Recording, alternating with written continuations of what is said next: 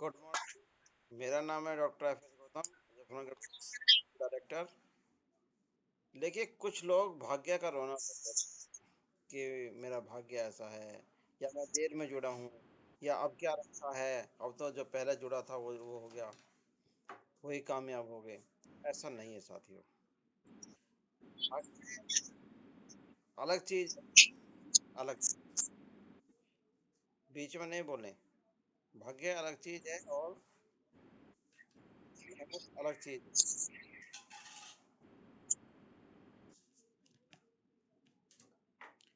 इसके ऊपर एक कहानी सुनाता हूँ आपको कि एक बार एक आदमी बैठा और रो रहा था कि मेरा भाग्य खराब है, क्या करूं, बहुत पैसा पिताजी बहुत पैसा छोड़ गए थे, सब खत्म हो चुका है, क्या करूं।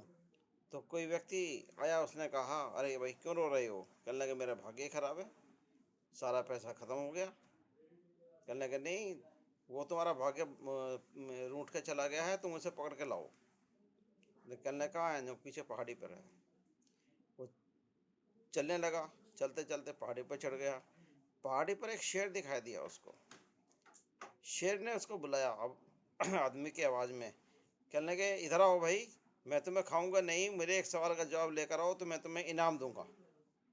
कहने लगे पूछो तुम्हारा क्या सवाल है? कहने लगे मैं चल चल फिर कब सकूंगा, तो इसका जवाब अगर तुम दे दो तो मैं तुम्हें बहुत बड़ा इनाम दूंगा। उनने सोचा कि शायद मेरा भाग्य खुलने लगा है, आने लगा है।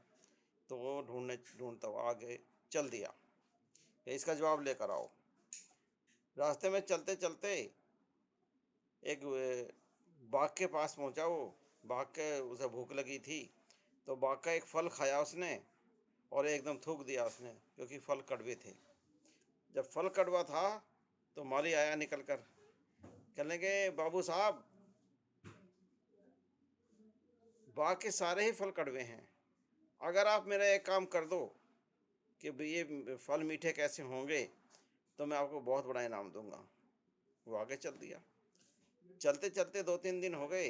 रास्ते में एक महल दिखाई दिया उसको, और वहाँ एक सुंदर कन्या खड़ी थी। तो उसने कहा, कन्या ने, कन्या बहुत उदास थी। कहने लगे मुसाफिर, कहाँ जाते हो? कहने उसने अपनी सारी हिस्ट्री बता दी कि मेरा भाग्य खराब था, मैं वहाँ गया। शेर ने पूछा, फिर मालिक ने पूछा, यूँ कहा जब तुम जा ही रहे हो तो मेरे भी एक सवाल पूछते आना, खुश कब होंगी? और वो चलता गया। रास्ते में जब वो अपनी मंजिल तक पहुंचा तो वहाँ वहाँ पहुंचकर क्या देखता है, व्यक्ति बैठा हुआ है। और उसने कहा, कहने कैसे आए हो? उसने कहा कि मैं अपने भाग्य को मनाने आया हूँ। तो वहाँ देखा भाग्य खड़ा था उसका। तुम्हारा साथ चलता हूँ। कहने लगा तुम मेरे पीछे पीछे आओ।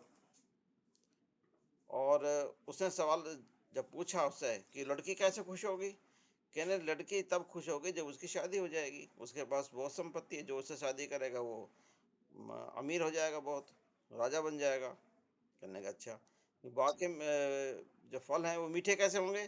कहले बाग में पानी जहाँ से आता है वहाँ सोने की खान है, तो उस खान से अगर सोना निकाल लिया जाए तो सारे फल मीठे हो जाएंगे। फिर तीसरा उनने पूछा, कहने लगे शेर कैसे ठीक होगा? शेर जब ठीक होगा जब सबसे बड़ा मूर्ख आदमी को वो खा लेगा, तब वो ठीक होगा। तो चल दिया। रास्ते में पड़ी मालकिन, कहने लगे मेरा सब पूछा? कहने लगे हाँ, जब तुम किसी अच्छे आदमी से शादी करोगे तो तुम्हारी खुशी तुम्हारे पास आ जाएगी। कहने लगे उसने, आप ही मेरे से शादी कर लो। कहने लगे नहीं, मेरा भाग्य मेरे पीछे आ रहा है, मैं शादी नहीं कर सकता। फिर गया वो बाग के पास, बाग के मालिक के पास। बाग के मालिक ने पूछा, कहने लगे मेरे सवाल का जवाब लाए हो? कहने लगे हाँ हाँ लाया हूँ।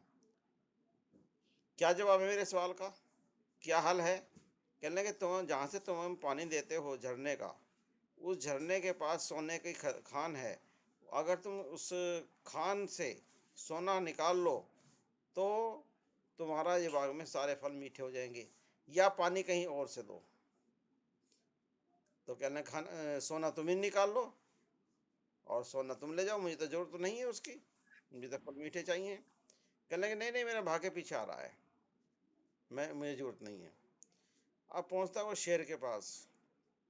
शेर ने पूछा, हाँ रास्ते में आपका भाग्य मिला? हाँ मेरे भाग्य से मेरी मुलाकात हो गई है, वो मेरे पीछे पीछे आ रहा है।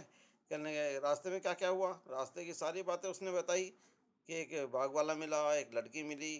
कहने लड़की से तुमने शादी क्यों नहीं की? कहने लगे नहीं मेरा भाग्य पीछे पीछे आ रहा है ना, इसलिए मुझे क्या जरूरत है शादी करने की।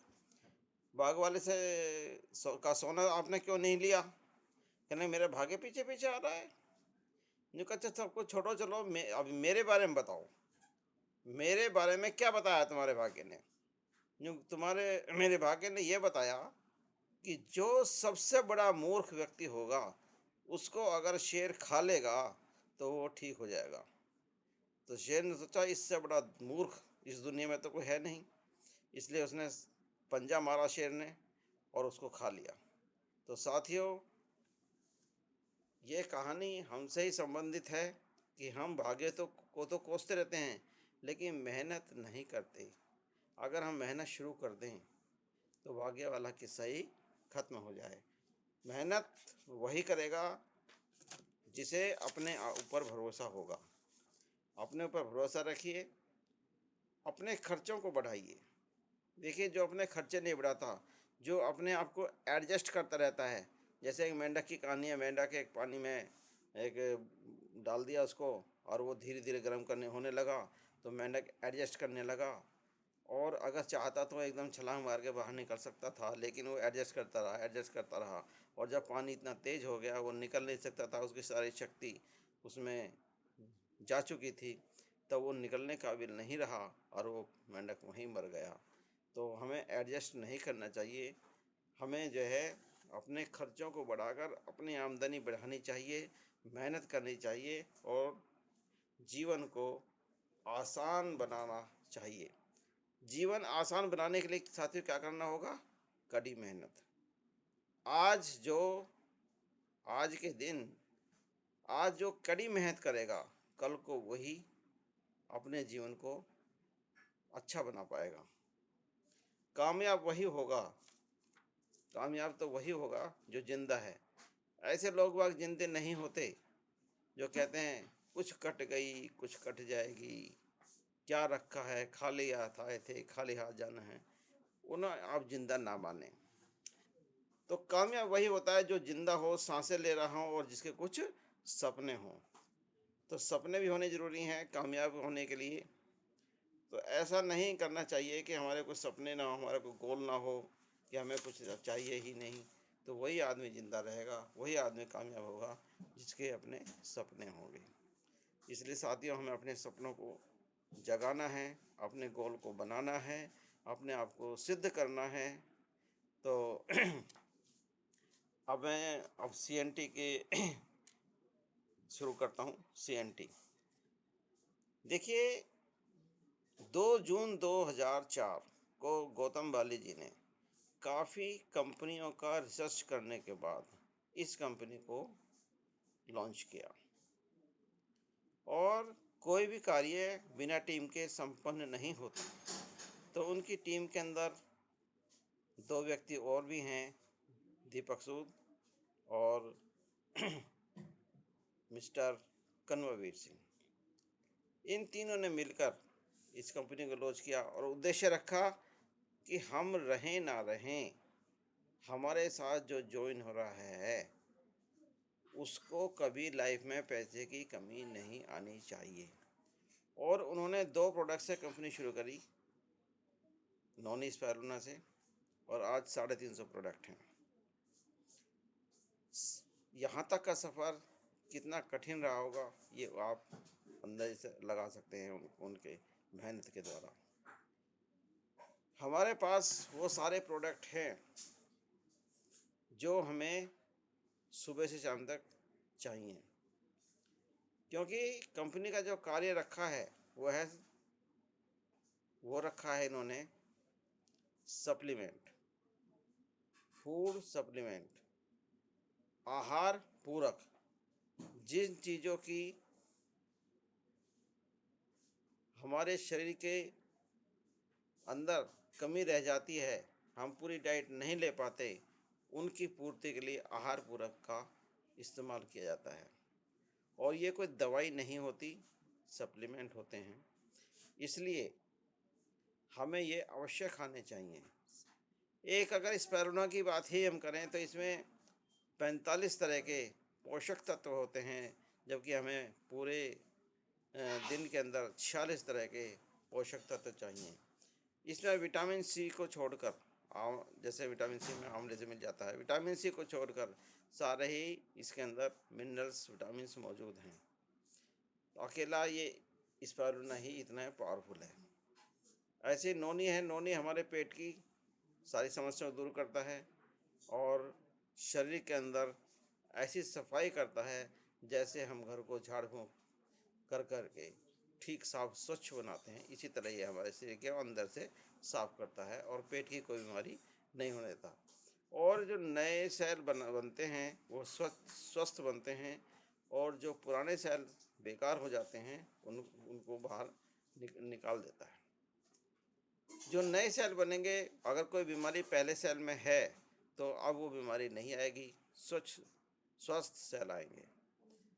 देखिए, वेस्टेज का मतलब ये भी है कि हम किसी के गुलाम ना हो, हम किसी के आश्रित ना हो, हमारा कोई बॉस ना हो, हम अपने काम के खुद मालिक हों, हम अपने काम के खुद मालिक हों। तो इसलिए जो है हम हमारा कोई इसमें बॉस नहीं होता, हम खुद ही अपने बॉस होते हैं। और इसीलिए इसीलिए ये कार्य ऐसा है कि जितना चाहो, जो आपके पास समय है उसी समय को आप देते रहिए, तो आप कामयाब हो जाते हैं। लेकिन साथियों, समय तो हर जगह देना पड़ता है। क्या आप बता सकते हैं कोई ऐसी दुकान है जिसमें कम से कम 2-3 लाख रुपए ना लगते हों? एक छोटी सी परचून की दुकान भी अगर खोलना चाहें तो उसमें हमें कम से कम 2-3-4 लाख रुपए लगाने पड़ते हैं, और सुबह से लेकर शाम तक 12 घंटे की ड्यूटी देनी पड़ती है, ग्राहक आए या ना आए। इसमें अगर हम ये माने कि हमें आमदनी कितनी होगी, तो इसमें 10 से लेकर 20% की आमदनी हो सकती है मैक्सिमम। अगर हम बीच-बीच का लगाएं तो 15% मान सकते हैं। अगर हमारी 1 लाख की सेल हो जाए तो समझो 15,000 की इनकम आई। 15,000 में कितने, कम से कम भी 4-5 हज़ार रुपये दुकान का किराया चला गया, तो आपको आमदनी आपके हाथ में आए मात्र 10,000 रुपये। और यही आपकी सेल अगर कम हो जाए, जैसे लॉकडाउन आज का सेल हो ही नहीं रही, तो किराया तो चढ़ रहा है ना आपका। यही अगर कम हो जाएगा, 50,000 रह जाए तो 7,500 की इनकम हुई। 7,500 में 5,000 तो आपके खर्चे हैं ही, मात्र रहे आपके 2,500 रुपये। 2,500 में आप अपने घर का खर्चा नहीं चला सकते। इसलिए साथियों, ऐसा कार्य करो जिसमें पैसा ना लगे और इनकम की कमी ना हो। अगर ये आप प्रण लें कि मैं 1,500 रुपये महीने का एक गेम खेलता हूँ, एक बिजनेस करता हूँ। 1,500 रुपये महीने का मतलब है सामान जो आप कहीं से भी ले रहे हैं, आप अपनी दुकान से लें रजिस्ट्रेशन कराने के बाद। उस सामान को लेने के बाद अगर आप खर्चा भी मानते हैं उसे, तो 1 साल में कितना खर्चा हुआ? 15, 12, 180, 18,000 रुपये। 2 साल में साथियों कितना हुआ? 36,000 रुपये। 3 साल में 54,000 रुपये। अब 3 साल आप उम्मीद मत करिए इनकम की उम्मीद मत करिए, और 6 व्यक्तियों को, मात्र 6 व्यक्तियों को ऐसे बना दीजिए, साथ लाइए, समझाइए, जो आपके कहने से सामान ले सकते हों, मात्र 6 व्यक्ति, और उनको भी यही काम दोहराइए। क्या हम 1 महीने में 1 व्यक्ति को नहीं ज्वाइन करा सकते?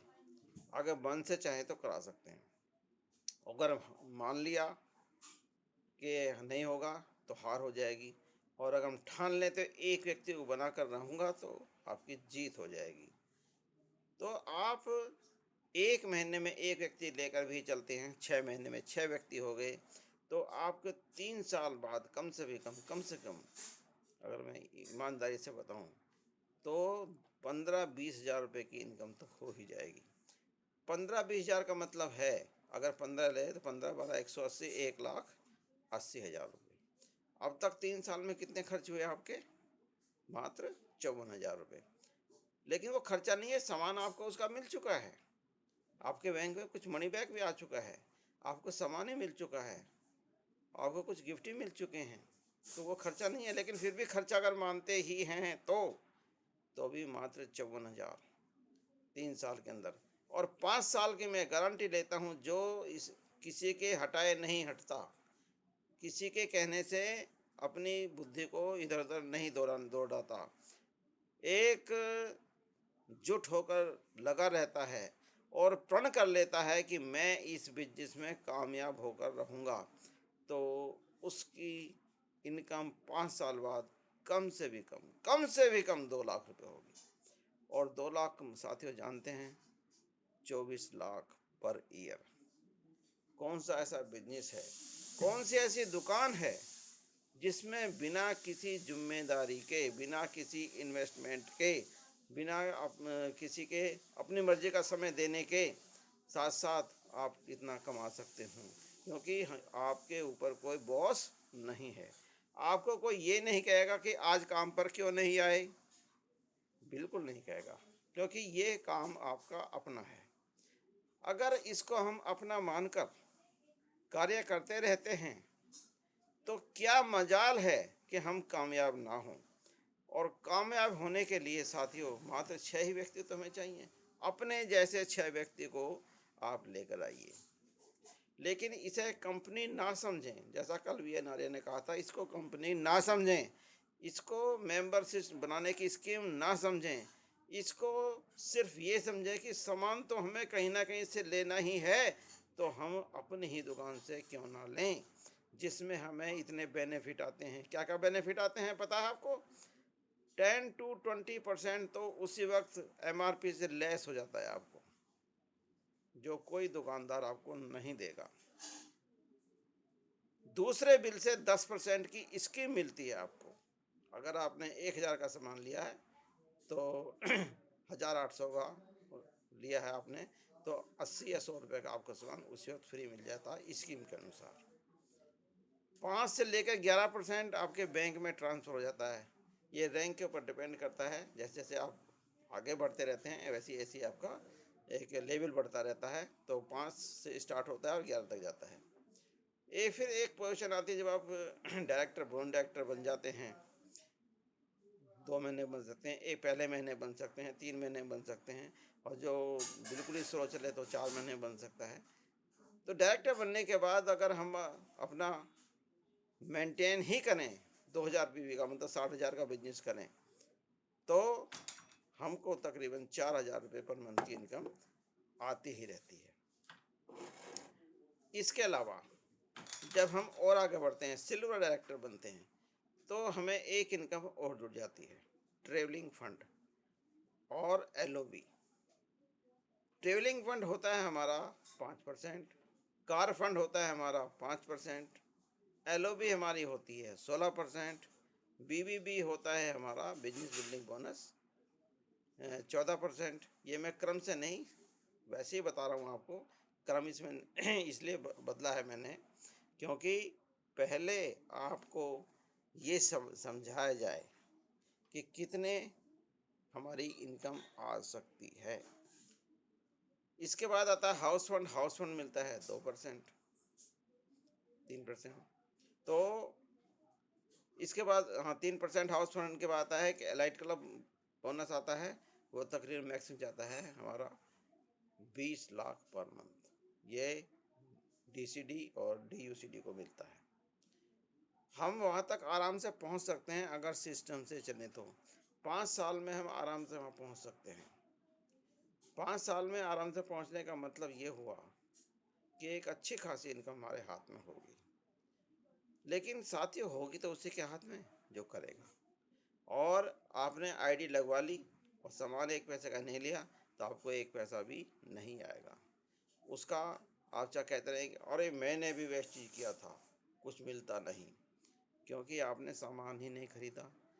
हमारा जो सिस्टम है, सामान खरीदने का है, यूज़ करने का है, क्योंकि 7 हमारे काम हैं, जो आपको सबको जानते ही हैं। पहला कार्य है हमें यूज़ द प्रोडक्ट।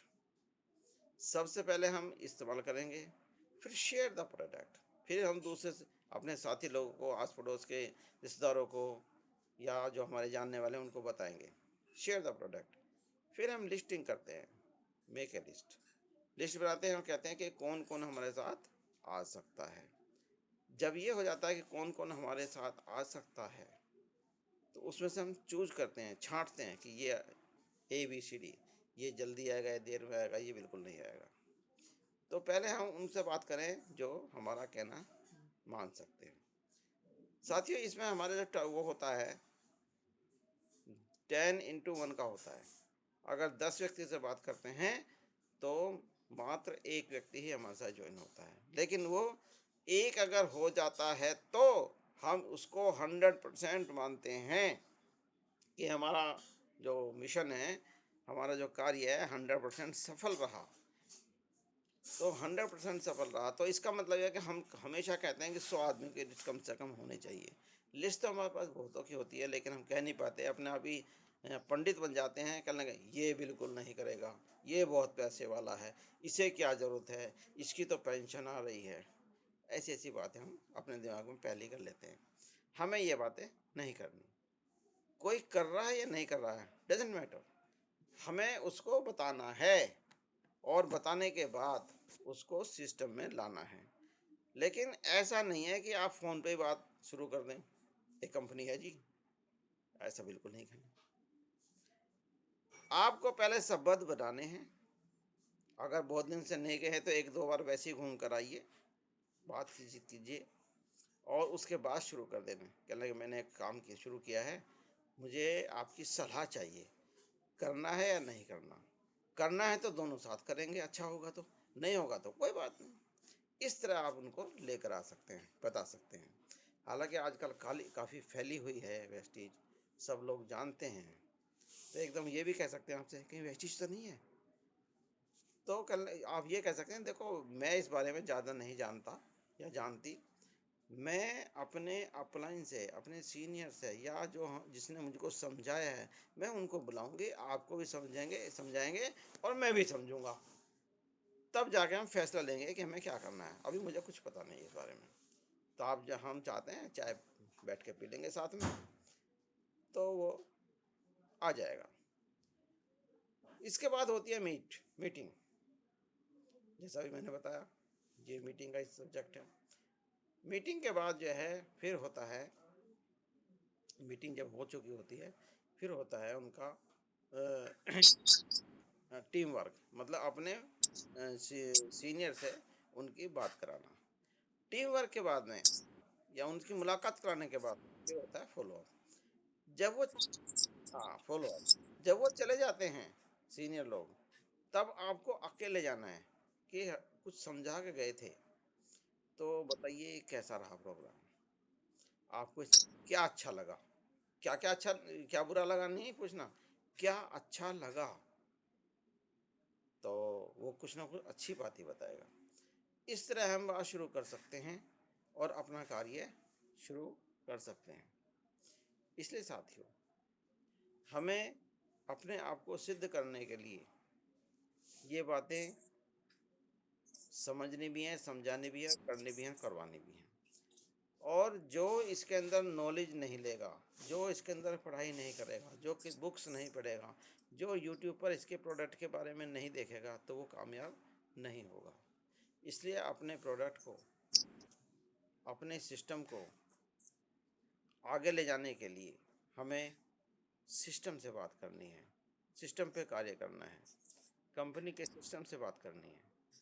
और कंपनी का सिस्टम इतना बढ़िया है, इतना गजब का है कि आज तक कोई फेल नहीं हुआ है।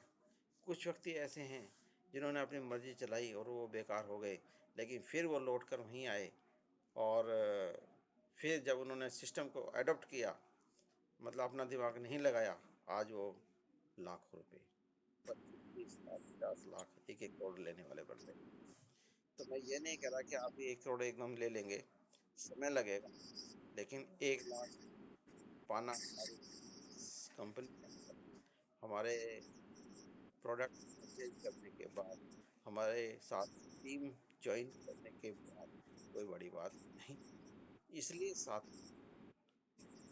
अपने आपको पहले आप प्रोडक्ट यूज़ कर प्रोडक्ट देने वाले बनिए, फिर दूसरों को दिलवाइए, फिर उनको समझाइए। तो सातों काम आप सिस्टम से करेंगे तो आपको सारी आमदनी हो जाएगी। अब एक बात अब लास्ट में ये कहूँगा कि जैसे कई बार कंपनी के अंदर ने हमारे इसमें इस सिस्टम के अंदर ये लॉकडाउन लग चुका है और टीमें खत्म बैठ जाती हैं, कुछ नहीं ले पाती। आप ये समझिए कि आज से मैं नया शुरू कर रहा हूँ या कर रहा हूँ, पिछली बातें भूल जाएँ, पिछले एक्सपीरियंस खत्म और हम नई बात करेंगे। हम आज से अपने को स्टार्ट करते हैं और प्रण लेते हैं कि एक व्यक्ति को आज मैं ज़रूर बात करनी है, चाहे फ़ोन से बात करनी है। और जब ये व्यक्ति मिल जाएगा, फिर हम खुद से बात करेंगे और अभी 2 मिनट पर आप अपने को बना दीजिए। Thank you. अब आप लोगों से बात